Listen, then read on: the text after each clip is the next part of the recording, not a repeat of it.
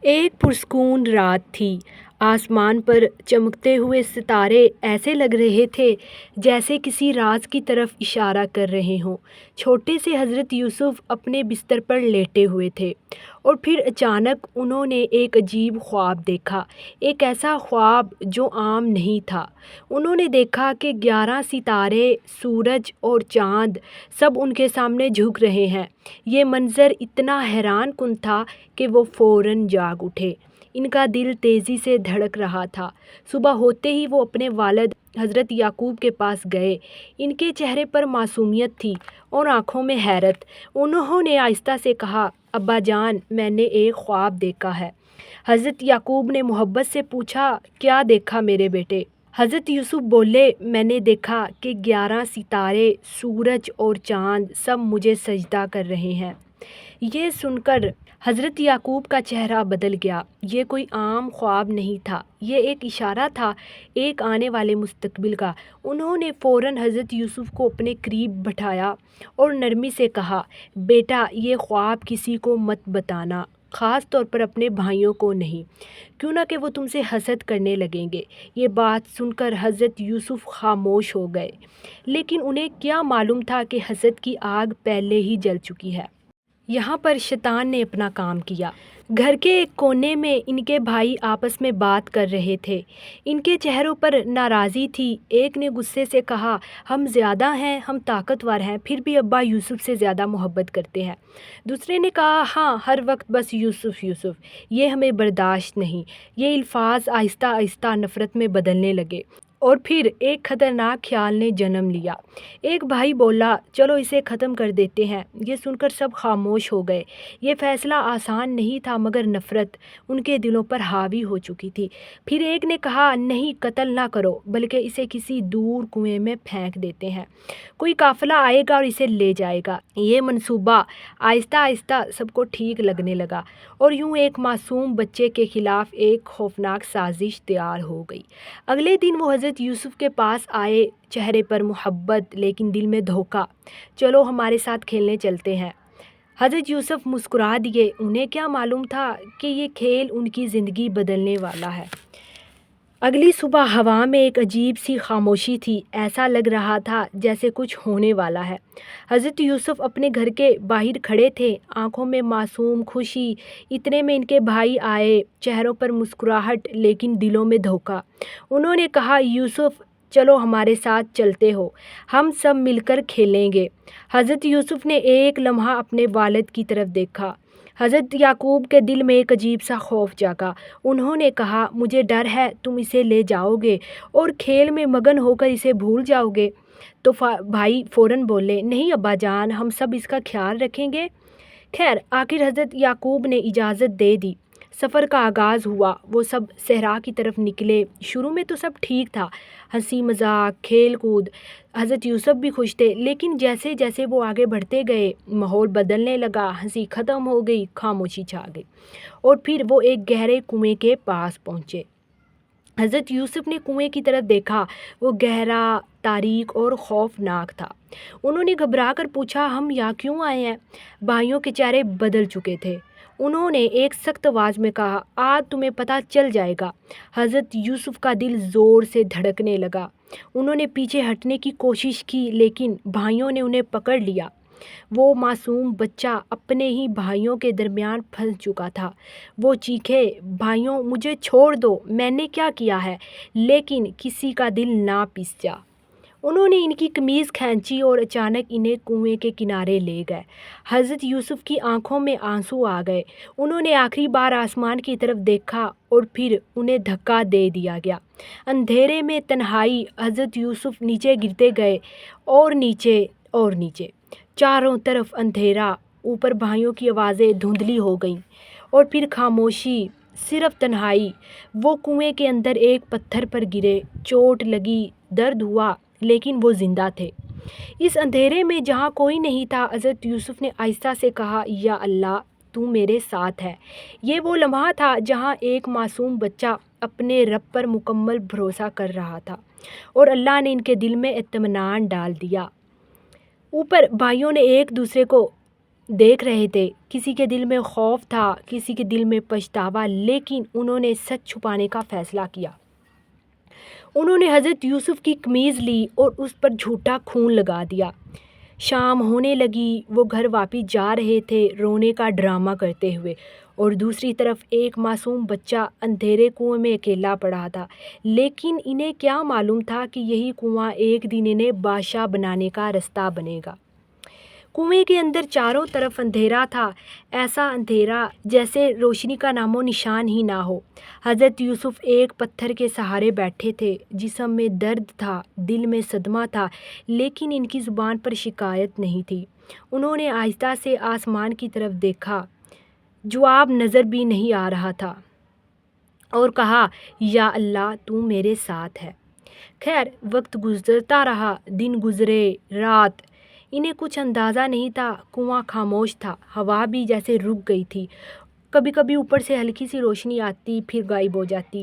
یہ تنہائی کسی بھی انسان کو توڑ سکتی تھی، لیکن حضرت یوسف کا ایمان مضبوط تھا۔ اچانک ایک آواز۔ کچھ وقت بعد اوپر سے آوازیں آنے لگی، لوگوں کے قدموں کی چاپ۔ یہ ایک قافلہ تھا جو سفر کرتے ہوئے وہاں رکا۔ انہوں نے کہا، یہاں کنواں ہے، چلو پانی نکالتے ہیں۔ ایک آدمی نے رسی نیچے ڈالی، بالٹی کنویں میں اتری۔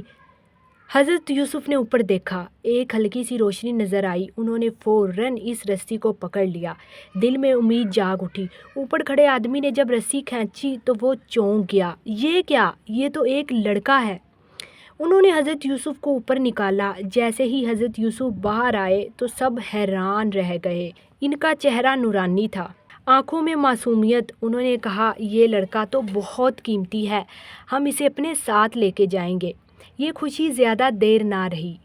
قافلے والوں نے سوچا، کیوں نہ اسے بیچ دیا جائے، اور یوں ایک نبی کو بطور غلام کے طور پر بیچنے کا فیصلہ کیا گیا۔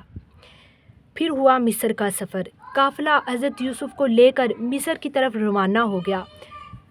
لمبا سفر، اجنبی لوگ اور ایک نیا ملک۔ حضرت یوسف خاموش تھے، لیکن دل میں ایک یقین تھا، اللہ میرے ساتھ ہے۔ مصر پہنچ کر انہیں بازار میں کھڑا کیا گیا۔ لوگ دیکھ رہے تھے، بولی لگا رہے تھے، اور پھر ایک امیر آدمی آگے بڑھا جس نے کہا، اسے میرے حوالے کر دو۔ انہیں کیا معلوم تھا کہ یہی لڑکا ایک دن مصر کا خزانہ سنبھال لے گا۔ مصر کا شہر، اونچی عمارتیں، شور و ہنگامہ اور ایک نیا ماحول۔ حضرت یوسف کو ایک امیر آدمی نے خرید لیا۔ اس کا نام تھا عزیز مصر۔ اس نے اپنی بیوی سے کہا، اس لڑکے کا خاص خیال رکھنا، شاید یہ ہمارے کام آئے۔ یوں حضرت یوسف ایک غلام کی حیثیت سے محل میں داخل ہو گئے۔ وقت گزرتا گیا، سال گزرتے گئے۔ وہ چھوٹا سا بچہ اب جوان ہو چکا تھا، اور ان کی خوبصورتی بے مثال تھی۔ ان کا چہرہ نور سے بھرا ہوا تھا، اخلاق اعلیٰ اور عقل بے حد تیز۔ محل کے لوگ بھی ان سے متاثر تھے، لیکن یہی خوبصورتی ایک نئی آزمائش بننے والی تھی۔ فتنہ شروع ہوتا ہے۔ عزیز مصر کی بیوی زلیخا آہستہ آہستہ حضرت یوسف کی طرف مائل ہونے لگی۔ پہلے وہ صرف دیکھتی رہی، پھر اس کے دل میں خواہش پیدا ہوئی۔ ایک دن اس نے پورے محل کے دروازے بند کر دیے اور حضرت یوسف کو بلایا۔ خطرناک لمحہ۔ وہ تنہا تھے، کمرہ بند تھا، اور سامنے ایک آزمائش کھڑی تھی۔ زلیخا نے کہا، آؤ میری طرف۔ یہ ایک ایسا لمحہ تھا جہاں بہت سے لوگ گناہ میں گر جاتے ہیں، لیکن حضرت یوسف نے فوراً کہا، میں اللہ کی پناہ مانگتا ہوں، میں کبھی ایسا نہیں کروں گا۔ وہ فوراً دروازے کی طرف بھاگے۔ زلیخا بھی ان کے پیچھے دوڑی، اور ان کی قمیض پیچھے سے پھٹ گئی۔ اسی لمحے دروازہ کھلا اور سامنے عزیز مصر کھڑا تھا۔ جھوٹا الزام۔ زلیخا فوراً بولی، اس نے میرے ساتھ غلط کرنے کی کوشش کی۔ یہ سن کر حضرت یوسف خاموش کھڑے رہے۔ انہوں نے سچ بتایا، لیکن بات پیچیدہ ہو گئی۔ پھر ایک گواہ نے کہا، اگر قمیض آگے سے پھٹی ہے تو یوسف قصوروار ہیں، اور اگر پیچھے سے پھٹی ہے تو عورت جھوٹی ہے۔ جب قمیض دیکھی گئی تو وہ پیچھے سے پھٹی ہوئی تھی۔ اب سچ واضح ہو چکا تھا۔ زلیخا جھوٹی تھی، لیکن معاملہ یہیں ختم نہ ہوا۔ شہر میں بات پھیل گئی، لوگ باتیں کرنے لگے۔ زلیخا کو بدنامی کا ڈر ہوا۔ اس نے ایک نیا فیصلہ کیا، اگر یوسف نے میری بات نہ مانی تو میں اسے قید کروا دوں گی۔ اور یوں ایک بے گناہ نبی جیل کی طرف جانے والا تھا۔ محل کی چمک دمک سے اب ایک اندھیری قید تک، یہ کیسا سفر تھا! حضرت یوسف جنہوں نے کوئی گناہ نہیں کیا تھا، انہیں قید خانے میں ڈال دیا گیا۔ جیل کی دیواریں اونچی تھیں، روشنی بھی کم تھی اور فضا میں اداسی تھی۔ یہ وہ جگہ تھی جہاں مجرم رہتے تھے، لیکن ان سب کے درمیان ایک نبی بھی موجود تھا۔ روشنی اندھیرے میں حضرت یوسف نے یہاں بھی ہمت نہ ہاری۔ وہ لوگوں سے نرمی سے بات کرتے، انہیں اللہ کی طرف بلاتے۔ قیدی ان سے متاثر ہونے لگے۔ ایک دن 2 قیدی ان کے پاس آئے۔ انہوں نے کہا، ہم نے عجیب خواب دیکھے ہیں، کیا آپ ہمیں ان کی تعبیر بتا سکتے ہیں؟ حضرت یوسف نے پہلے انہیں اللہ کی طرف بلایا، پھر ان کے خواب سنے اور فرمایا، تم میں سے ایک اپنے مالک کو شراب پلائے گا اور دوسرا سولی پر چڑھایا جائے گا۔ یہ سن کر دونوں حیران رہ گئے، اور کچھ وقت بعد وہی ہوا جو انہوں نے بتایا تھا۔ سال گزرتے گئے، حضرت یوسف جیل میں ہی رہے، لیکن ان کے دل میں کوئی مایوسی نہیں تھی۔ وہ جانتے تھے کہ اللہ کا ہر فیصلہ بہتر ہوتا ہے۔ ایک دن مصر کے بادشاہ نے ایک عجیب خواب دیکھا۔ 7 موٹی گائیں ہیں اور 7 دبلی گائیں، سبز بالیاں اور خشک بالیاں۔ کسی کو سمجھ نہ آئی، پورا محل پریشان ہو گیا۔ اسی وقت وہ قیدی جو بچ گیا تھا، اسے حضرت یوسف یاد آئے۔ اس نے کہا، میں ایک ایسے شخص کو جانتا ہوں جو اس خواب کی تعبیر کو بتا سکتا ہے۔ وہ فوراً جیل گیا اور حضرت یوسف سے کہا، برائے کرم اس خواب کی تعبیر بتائیں۔ حضرت یوسف نے سکون سے تعبیر بتائی، 7 سال خوشحالی آئے گی، پھر 7 سال قحط، لہٰذا ابھی سے اناج جمع کرو، عزت کی طرح واپسی۔ بادشاہ یہ سن کر حیران رہ گیا۔ اس نے فوراً حکم دیا، اس شخص کو میرے پاس لاؤ۔ لیکن حضرت یوسف نے کہا، پہلے میری بے گناہی ثابت کرو۔ جب تحقیق ہوئی تو سچ سامنے آ گیا۔ زلیخا نے خود ہی اعتراف کر لیا۔ اب حضرت یوسف آزاد ہو چکے تھے، اور صرف آزاد ہی نہیں بلکہ بادشاہ نے انہیں ایک بہت بڑی ذمہ داری دی، آج سے تم خزانے کے نگہبان ہو۔ ایک قیدی اب مصر کا خزانہ سنبھال رہا تھا، یہ تھا صبر کا انعام۔ وقت گزر چکا تھا، حضرت یوسف اب مصر کے خزانے کے نگہبان تھے۔ ہر طرف ان کی عزت تھی، لوگ ان کی حکمت کی تعریف کرتے تھے، لیکن ان کے دل میں ایک خلا اب بھی باقی تھا، اپنے والد حضرت یعقوب کی جدائی۔ دوسری طرف حضرت یعقوب سالوں سے اپنے بیٹے کے غم میں رو رہے تھے، یہاں تک کہ ان کی آنکھوں کی روشنی چلی گئی، لیکن ان کا یقین کبھی کم نہ ہوا۔ وہ کہتے تھے، مجھے یقین ہے میرا بیٹا زندہ ہے۔ ادھر مصر میں قحط شروع ہو چکا تھا، لوگ دور دور سے اناج لینے آ رہے تھے، انہی میں حضرت یوسف کے بھائی بھی شامل تھے۔ پہلی ملاقات، بھائی مصر پہنچے اور حضرت یوسف کے سامنے کھڑے ہو گئے۔ انہوں نے حضرت یوسف کو نہیں پہچانا، لیکن حضرت یوسف نے فوراً پہچان لیا، وہی بھائی جنہوں نے انہیں کنویں میں پھینکا تھا۔ یہ ایک عجیب لمحہ تھا، بدلہ لینے کا موقع، لیکن حضرت یوسف نے صبر اور حکمت سے کام لیا۔ انہوں نے اپنے بھائیوں سے نرمی سے بات کی اور ایک منصوبہ بنایا۔ کچھ وقت بعد انہوں نے اپنے آپ کو ظاہر کیا اور کہا، کیا تمہیں یاد ہے تم نے اپنے بھائی کے ساتھ کیا کیا تھا؟ بھائی کانپ گئے۔ انہوں نے کہا، کیا تم یوسف ہو؟ حضرت یوسف نے کہا، ہاں میں یوسف ہوں۔ بھائی شرمندہ ہو گئے، آنکھوں میں آنسو آ گئے۔ انہوں نے کہا، ہم سے غلطی ہو گئی، ہم گناہ گار ہیں۔ یہ وہ لمحہ تھا جہاں کوئی بھی بدلہ لے سکتا تھا، لیکن حضرت یوسف نے کہا، آج تم پر کوئی الزام نہیں، اللہ تمہیں معاف کرے۔ پھر حضرت یوسف نے اپنی قمیض دی اور کہا، اسے میرے والد کے چہرے پر ڈال دینا۔ جب قمیض پہنچی اور حضرت یعقوب کے چہرے پر رکھی گئی تو ان کی بنائی واپس آ گئی۔ آخرکار وہ لمحہ آ گیا جب باپ اور بیٹا دوبارہ ملے۔ حضرت یعقوب نے یوسف کو گلے لگا لیا، سالوں کا غم ایک لمحے میں ختم ہو گیا، خواب پورا ہو گیا۔ پھر وہی منظر سامنے آیا جو بچپن میں خواب میں دیکھا تھا، بھائی والد سب جھک گئے۔ یہ کوئی عبادت نہیں تھی بلکہ عزت اور احترام کا اظہار تھا، اور یوں حضرت یوسف کا خواب پورا ہو گیا۔